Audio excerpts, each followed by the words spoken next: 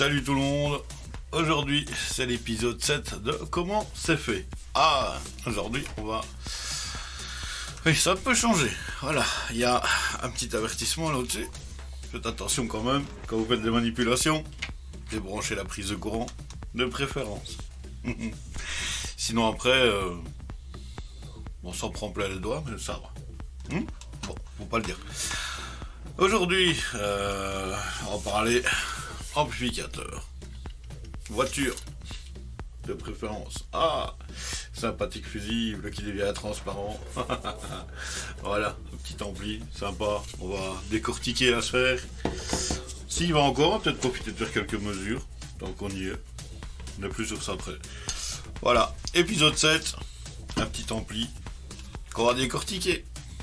A tout de suite.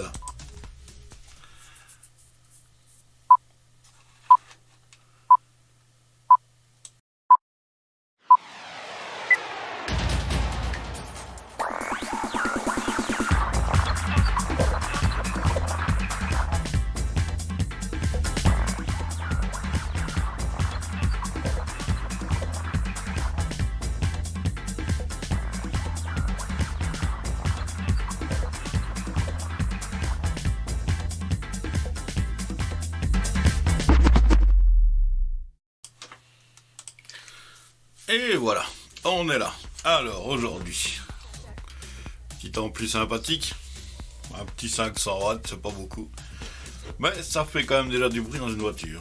Ça je peux vous le dire. Bon, alors, j'ai pris une alimentation. On va déjà le brancher, on va déjà voir s'il s'allume. Ça serait déjà bien. Donc on fera quelques petites mesures et on va l'ouvrir. Quoi de mieux? Alors, dans un ampli, on trouve quasi toujours la même chose. J'essaie de mettre au point, voilà. Il y a une masse, une bande de masse, le ground, un fil de télécommande qui vient de l'autoradio. En général, il est bleu. Quand vous branchez l'autoradio, il est bleu. Et le power. Power, c'est là où toute la puissance arrive de la batterie.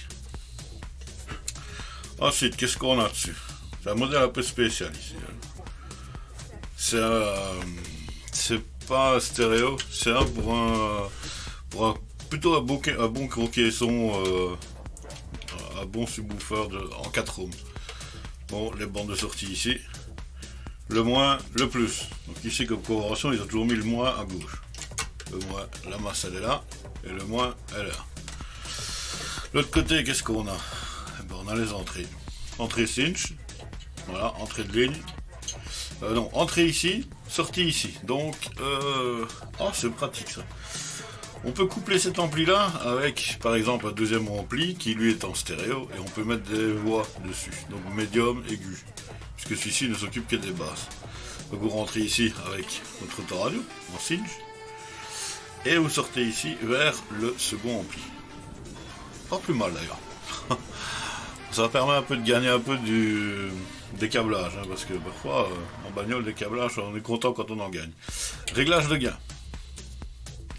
Gain d'amplificateur. Donc, c'est bien quand vous déséquilibrez les gains entre deux amplis, par exemple, pour avoir un rendu son qui est beaucoup meilleur.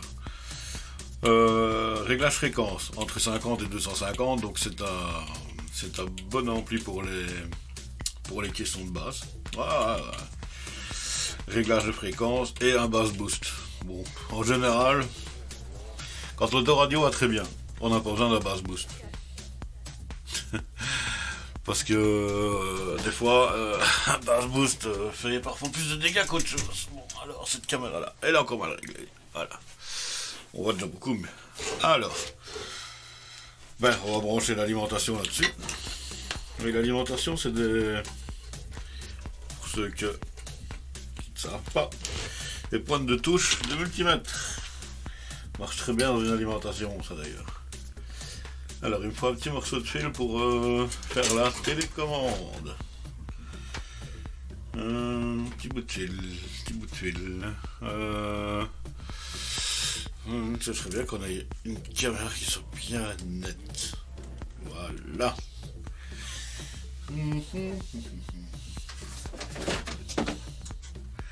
Un petit bout de fil. Cherchons un petit bout de fil. La section de télécommande, elle est pas grosse. La section de télécommande, ça peut être des tout petits. Ça peut être petit. Quand on parle d'une alimentation pour un ampli, c'est déjà arrivé qu'on mette du 16 carré, voire même plus parfois, entre la batterie. Alors quand la batterie est à l'avant du véhicule, bon bah on fait avec. Quand la batterie est à l'arrière, c'est beaucoup plus facile. Quand elle est à l'arrière, bah, les câblages ils sont juste à côté. Genre batterie à l'arrière, pour pas citer une marque, BMW le fait très bien. Ils ont compris l'affaire. Mais quand on passe du 16 carré de devant jusqu'à l'arrière de la voiture, et des fois il faut chercher les emplacements où on doit passer les câblages, hein, parce que c'est pas petit à passer. Bon, alors, on va remettre la télécommande. Voilà. Et le plus. J'espère qu'il va en coup. Non testé, juste retrouvé. Voilà. Bon, allumé. Apparemment, ça a encore l'air d'aller. S'allume. S'allume rouge, puis vert. Ok. Ah, il faut se dire que c'est des amplis parfois qui ne démarrent pas tout de suite. Il y a un timer qui justement empêche le plop quand on allume les amplis. Ou quand l'autoradio s'allume et que c'est pas chaud. Ouais. Donc ça a l'air d'être bon. Ça a l'air de fonctionner.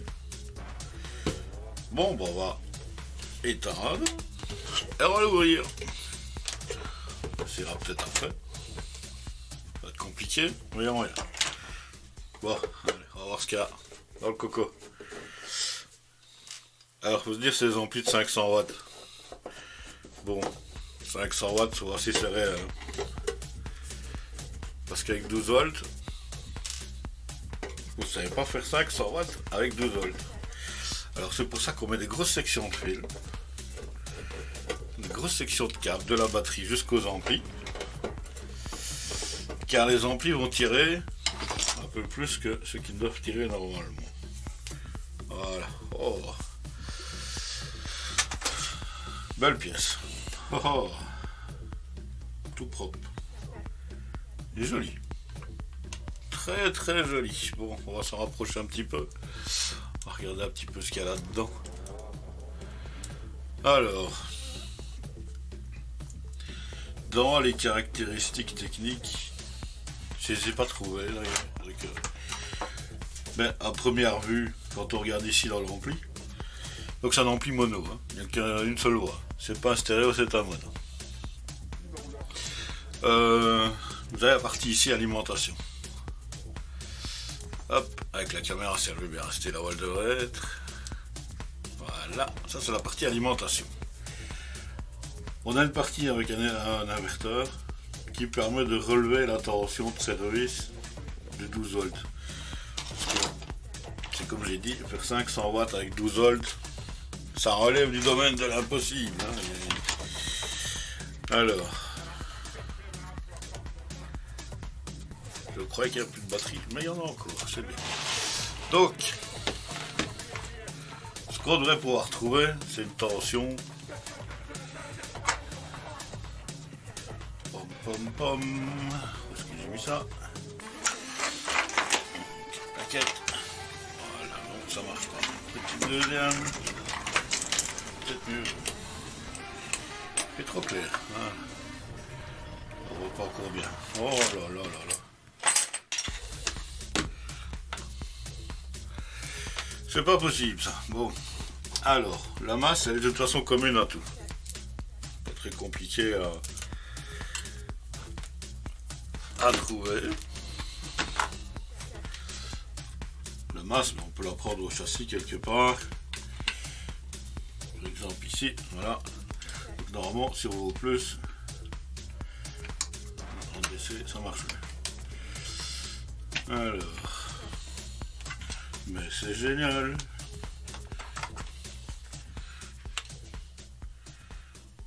Pourtant c'est bien ça. Un multimètre qui n'en veut pas. Oh, changeons de multimètre.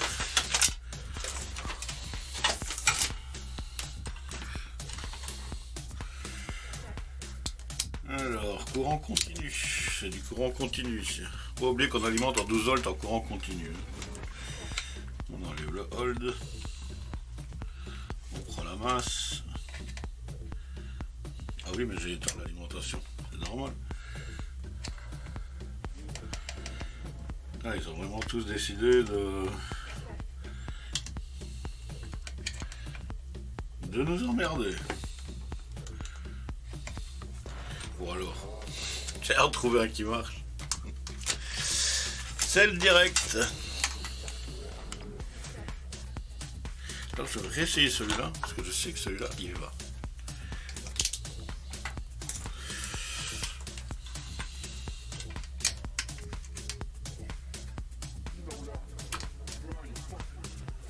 La masse n'est pas au châssis.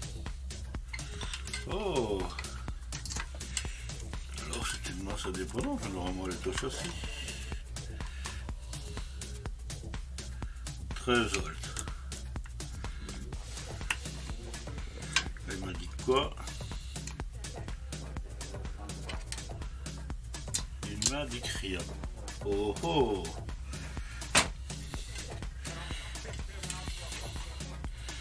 Y aurait-il un souci?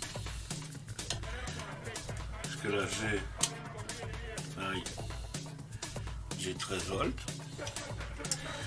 Et là pas.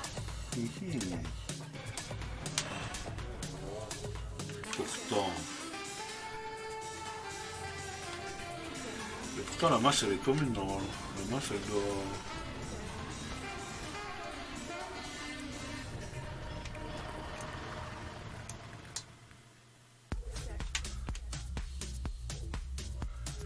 Là on a 13 volts. Ok, bon. Alors, si on veut faire toutes les mesures correctes, alors on va faire un petit changement. On va mettre les deux sondes de touche alors ensemble. Voilà pour la masse.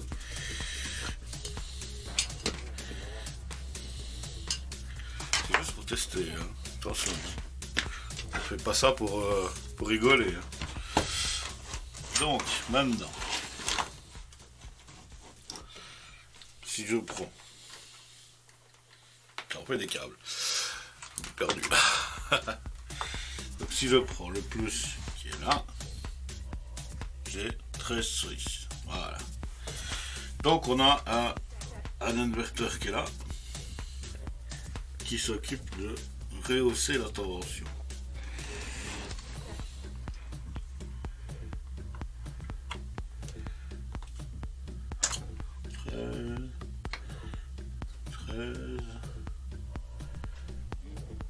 Ta-ta-ta. 33 volts. Non, on va pas. Voilà. 33 volts. Donc déjà une partie de courant qui est déjà moins 33. Ça fait, si on part de 33 et de moins 33, ça fait 66 volts. Donc l'inverteur ici, lui, fonctionne. Impec. Ouais, évidemment l'ampli il fonctionne parce que la LED elle passe vert, sinon il ne fonctionnerait pas. Donc on a 68 volts, 66 volts. Ici là il tourne à vide, hein, donc mais on voit ici, bon, dans les transistors de pilote. Voilà, les transistors qui pilotent sont ici. Les 4 qui font tourner l'inverteur là, c'est un genre de principe du transformateur, hein, on rehausse la tension avec. Ça c'est l'entrée filtrage, donc ça c'est une entrée filtrée. C'est pour éviter que les courants de haute fréquence retournent sur le réseau électrique.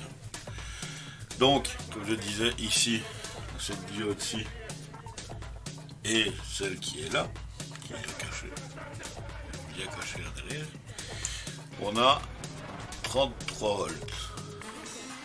Si on monte un petit peu, c'est embêtant parce qu'on voit pas bien là. Voilà. Si là on voit, il faut le mettre un peu au point. Voilà. Donc 33 là. Et moins 33 par rapport à la masse. Donc c'est une alimentation symétrique. On voit le petit moins, il est là. Le petit moins, il est... Voilà. On a un plat maintenant, on ne le verra pas. Si on le met comme ça, on le verra. Ah, voilà, comme ça. Comme ça, on peut voir. Donc, on a bien 33 volts, moins 33 là, et 33 là. Donc, si j'enlève cette sonde, que j'en prends une autre, on va d'abord défaire les nœuds.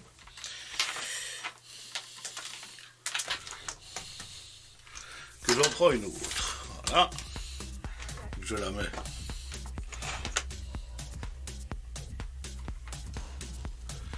tant qu'on voit bien le multimètre. Si je prends le plus et le moins entre les deux, je ne sais pas, mais normalement je devrais avoir 66 volts.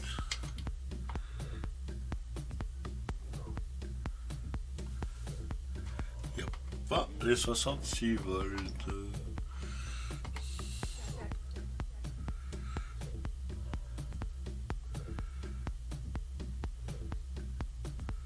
Donc c'est bien par rapport à la masse. C'est une alimentation en fait qui est symétrique.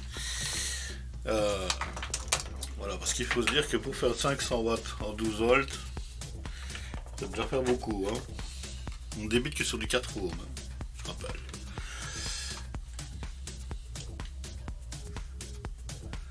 Donc ça fonctionne toujours aussi bien. Donc on a une partie inverteur ici, qui rehausse la tension.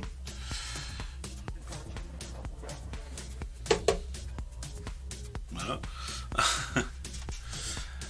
On a toute une partie qui est filtrage, par exemple ici. Filtrage, les gains, ici au-dessus. Tout le dessus ici, c'est la partie filtrage du signal. Les entrées, sorties, avec le préamplificateur d'entrée, ici. Réglage gain, des réglages de fréquence. Réglage de fréquence avec un ampli opérationnel, c'est facile à faire. Donc,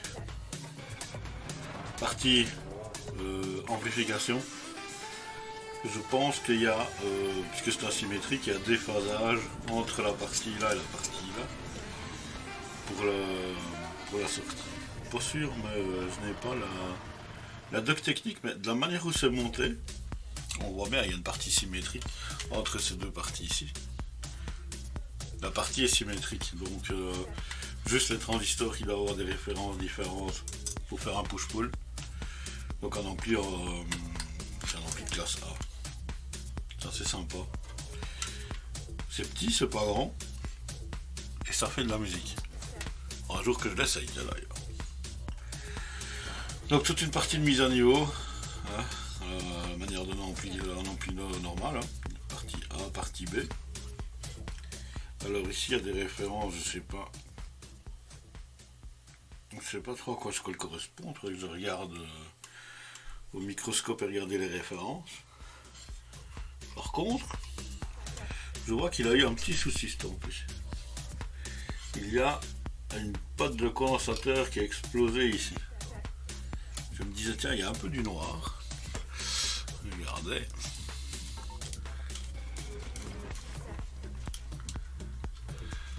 Il y a un peu.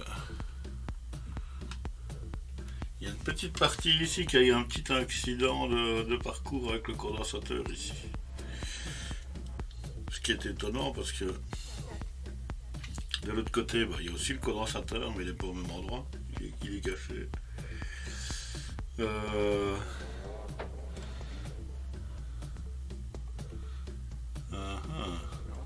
Out 2. Ah bah oui, voilà, tiens. En passant la caméra, c'est là qu'on voit, tiens. Que tout est marqué quasi. Donc ça c'est le filtrage, donc ça c'est le potentiomètre de réglage de fréquence entre 25 et 250 Hz. Le gain, réglage de gain il est ici. l'entrée-sortie Cinch qui est là. Elle est ici. En général, c'est un simple pontage. Il n'y a pas de grande... il n'y a pas de grand... comment... Il n'y a pas de grand raccord pour ça. C'est vrai qu'on voit qu'il y a un petit souci là de condensateur. Je pense qu'on va peut-être regarder pour peut-être le changer. Donc là la partie c'est... On parle pas beaucoup de ces références. On regarde en même temps. Donc on a out 1, out 2. Et c'est un amplificateur en fait qui est en push-pull. Donc un côté positif, un côté négatif, et le signal audio est déphasé de 180 degrés par rapport à l'autre. Ce qui permet de travailler chaque phase du haut-parleur. Il y a un équilibre entre les deux parties. Bon, on va regarder pourquoi. Pourquoi est-ce que de l'autre côté ça fait crack? Pourquoi pas? On va l'éteindre. Alors attention parce qu'il y a quand même une petite tension résiduelle, mais c'est 60 volts qu'on peut trouver. Donc toujours prendre ses précautions. Quand on va là-dedans. Donc, pour sortir le tout, sans trop se casser le derrière, on va défaire le panneau. Toujours habituel, petite vis.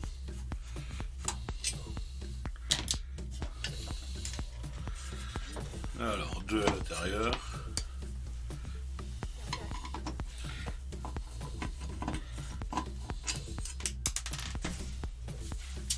Ça c'est pas bien. J'irai la chercher après.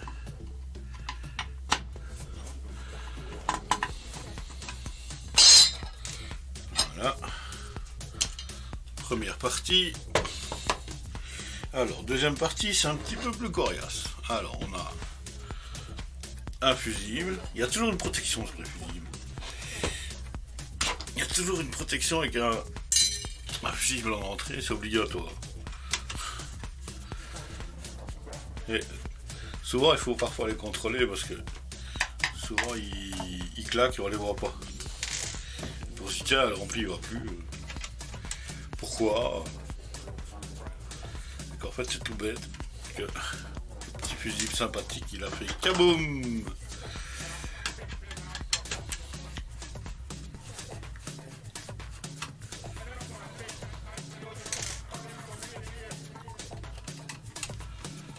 Alors, le montage, il est sympa, il y a des vis partout. Tout support, évidemment, qui sort de l'ampli, tient avec une petite vis, ce qui n'est pas plus mal d'ailleurs.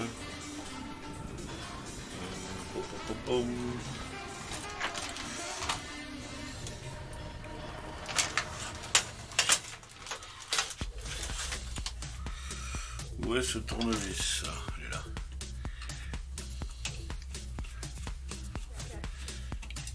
Parce que quand on vient avec des fils de 16 carrés, en général on prend des fils souples, quand on a l'occasion d'en avoir.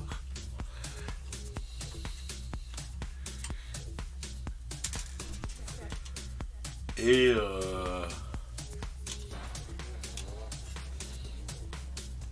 ça, il n'y a pas trop de force.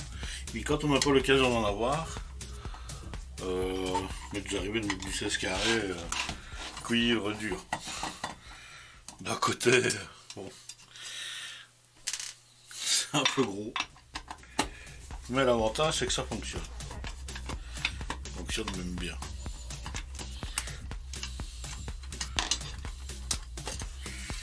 Alors,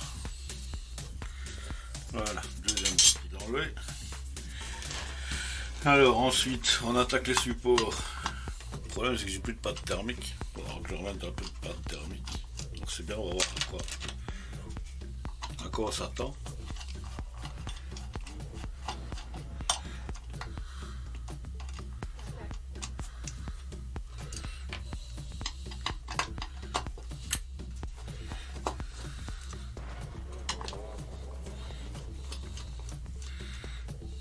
Alors, en plus ici on a, souvent dans les amplis on voit ceci, qui est une compensation de température pour la protection des transistors ici de commande. Les 4 transistors qui fournissent les 60, enfin 2 fois 33 symétriques.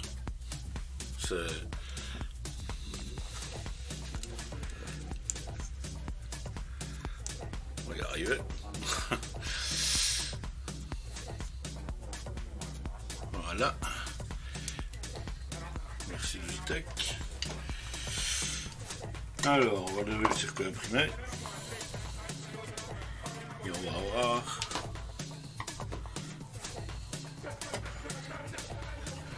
Pourquoi. Il y a peut-être des pistes qui ont peut-être brûlé. Donc on va voir si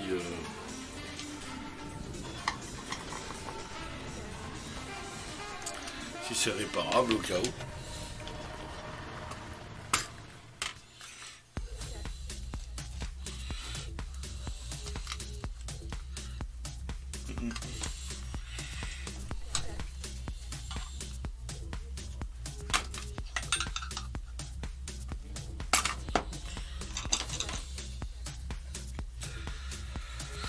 Alors, à première vue, il n'y a pas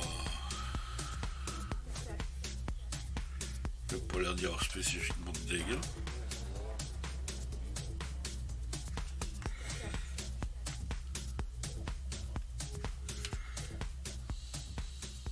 Il y en a qui s'est décollé avec. Pas l'air d'y avoir de dégâts en dessous. Donc, normalement, ce serait ici.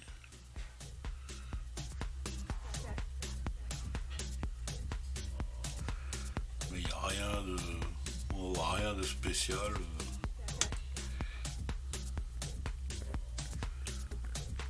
C'est même étonnant. Donc normalement il devrait encore condensateur à céramique, hein, donc.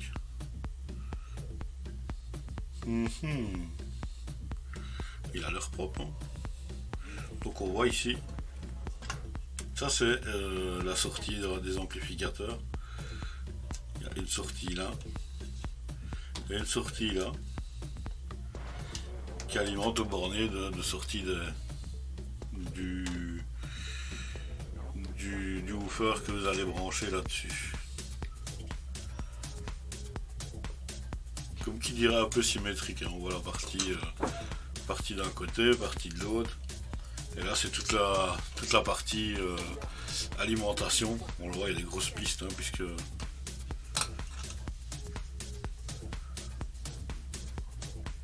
on amène parfois des gros courants qui peuvent passer par là aussi. Hein. Donc, comme ça n'a pas l'air d'être trop inquiétant.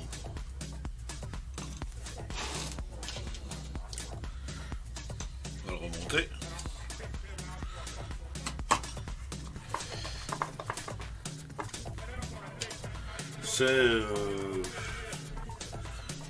C'est pas de l'ampli de haute qualité non plus. J'ai déjà eu beaucoup plus gros que ça.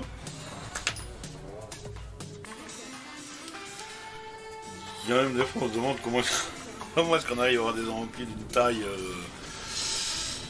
malo. Je sais pas comment qualifier la taille tellement c'est énorme. Et ils marchent quasi presque tous sur le même principe.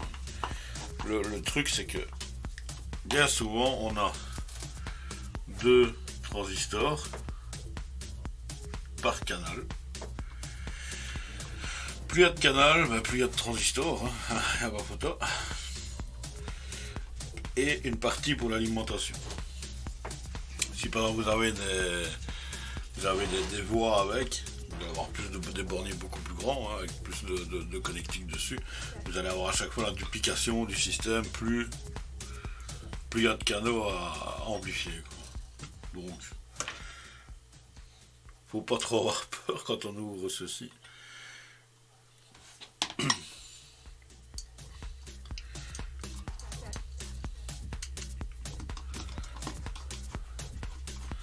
Bon, ici c'est ampli en 12 volts, donc comme je dis, il n'y a pas de miracle. Pour faire 500 watts, il faut relever la tension d'alimentation. Sinon, ça va pas. Il y a une céramique qui tombe vraiment en flat en plus.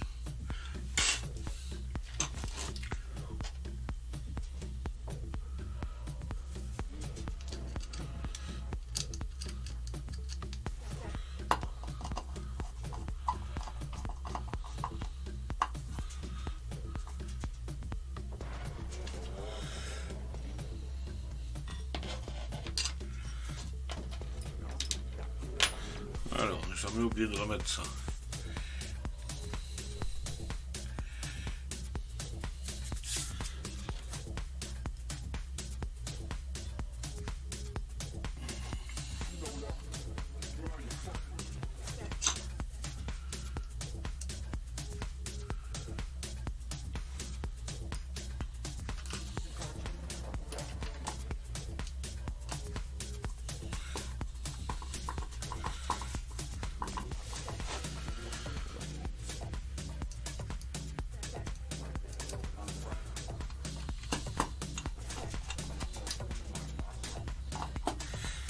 Alors normalement on remet de la pâte thermique mais j'en ai plus en stock. Donc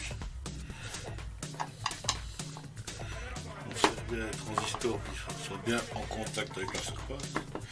Parce qu'ils doivent quand même bien dissiper la chaleur qu'ils produisent pour le système. Donc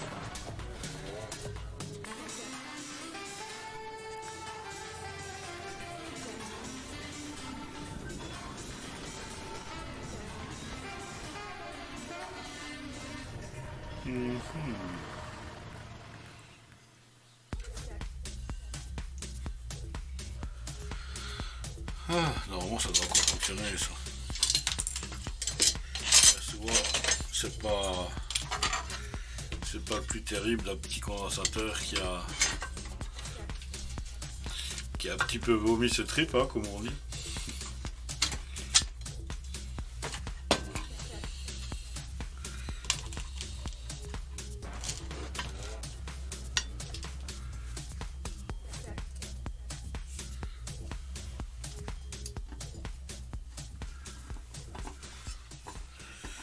Et puis voilà, c'est sympathique.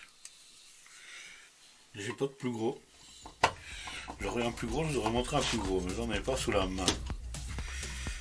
Ce modèle beaucoup plus big modèle.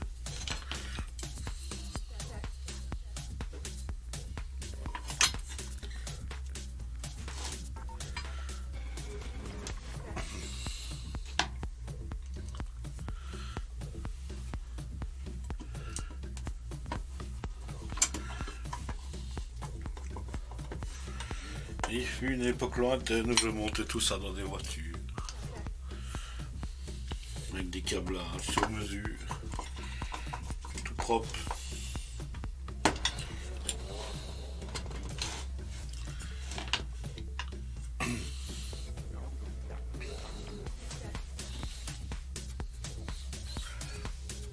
Ouais, j'ai mis cette plaque.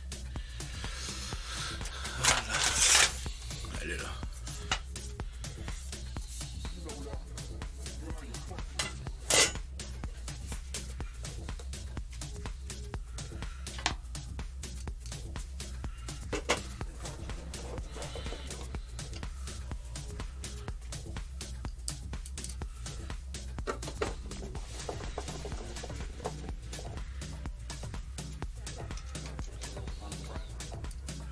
C'est triste ce son.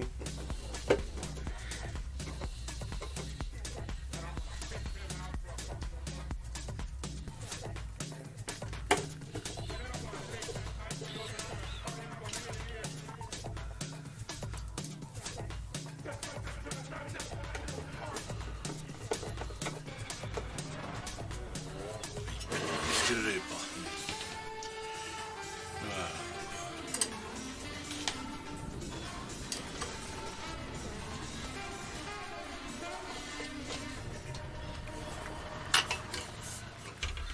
C'est comme je dis, il y a des vis partout là-dedans. Hein.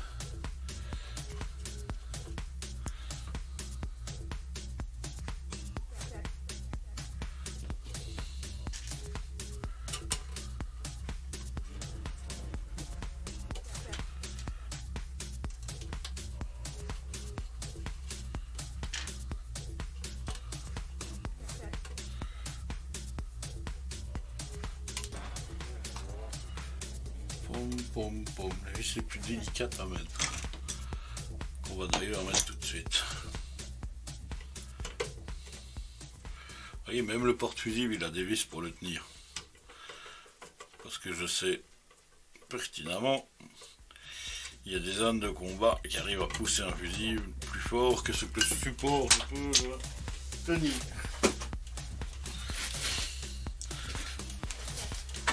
Oh zut, tombé. Bon, on va essayer que celui-là. On ramassera après. Tombé un peu loin. Il y a des gens qui poussent les fusibles, croyant que les fusibles vont rentrer plus loin. Et ben ils rentrent plus loin quand il n'y a pas la vis.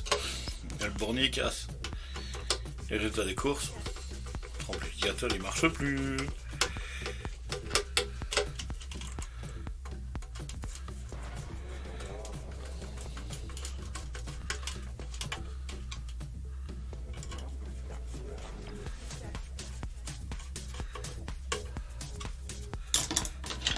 Et donc voilà. Je fais des télécommandes.